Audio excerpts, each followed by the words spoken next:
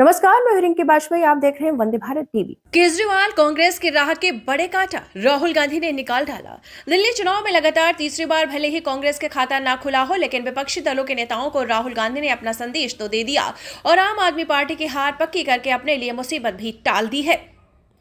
कांग्रेस का विरोध करके ही अरविंद केजरीवाल राजनीति में आए। कांग्रेस के समर्थन से ही पहली बार सत्ता हासिल की, लेकिन कांग्रेस के विरोध ने ही अब उनको सत्ता से बाहर फेंक दिया। 2013 में 8 विधायकों वाली कांग्रेस के समर्थन से अरविंद केजरीवाल पहली बार दिल्ली के मुख्यमंत्री बने, लेकिन उसके बाद से ही अब तक हुए दिल्ली विधानसभा चुनाव में कांग्रेस का खाता भी नहीं खुल सका।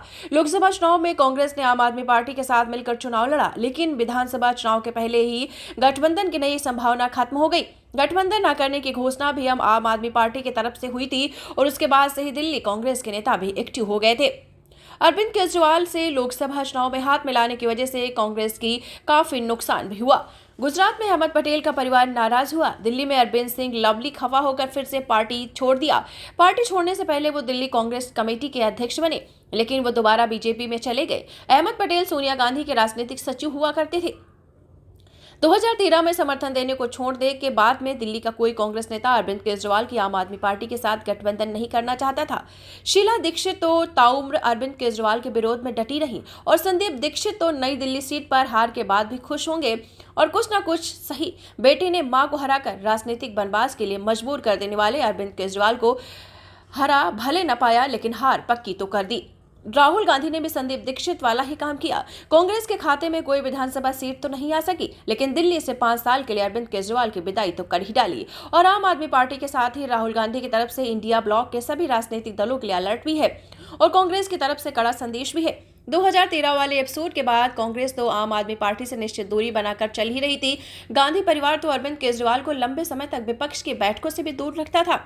यहां तक कि भारत जोड़ो यात्रा के समापन समारोह में अरविंद केजरीवाल को नहीं बुलाया गया, तो इंडिया ब्लॉक बनने के बाद दिल्ली सेवा बिल के मुद्दे पर बीच बचाव हुआ और दोनों पक्ष करीब आ गए। वरना दिल्ली ही क्यों, पंजाब में तो अरविंद केजरीवाल ने कांग्रेस से सत्ता हथिया ही ली थी और गुजरात से लेकर गोवा तक कांग्रेस की नींव खोदने में लग रहे।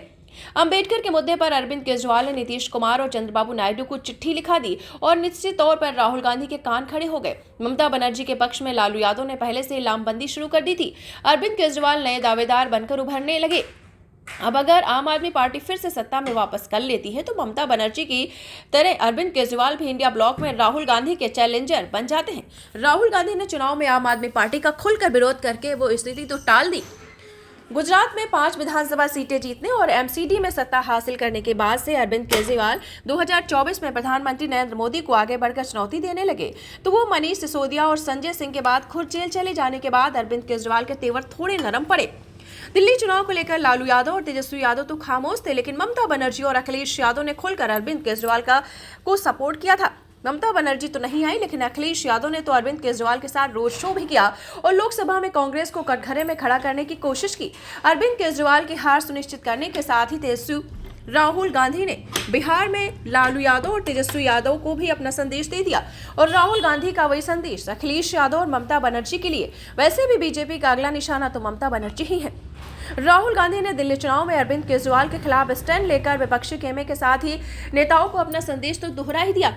राहुल गांधी तो पहले से क्षत्रिय दलों की विचारधारा को कांग्रेस और बीजेपी के मुकाबले दोयम दर्जे का बताते रहे और उसे काउंटर करने के लिए क्षत्रिय दलों के नेता राहुल गांधी से ड्राइविंग सीट छोड़ देने की बात करते रहे।